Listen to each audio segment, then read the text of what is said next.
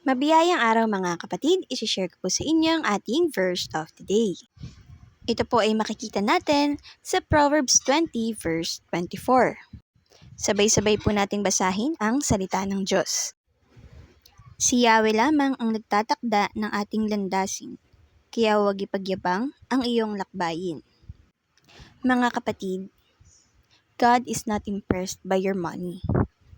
God is not impressed by your skills, your talents, or kung gaano nakataas ang narating mo.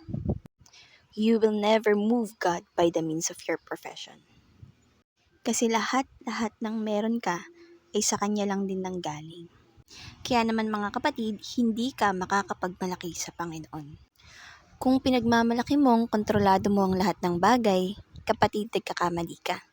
Dahil sabi nga dito sa salita niya, ang Panginoon lang ang nagtatakda ng ating mga landasin. Alam mo ba kapatid kung paano mo mamamove ang Panginoon? By acknowledging Him, honoring Him with gratitude. Kapatid, hanggang saan ka ba dadalhin ng pride mo? Magiging masaya ka ba hanggang huli? Just try to imagine.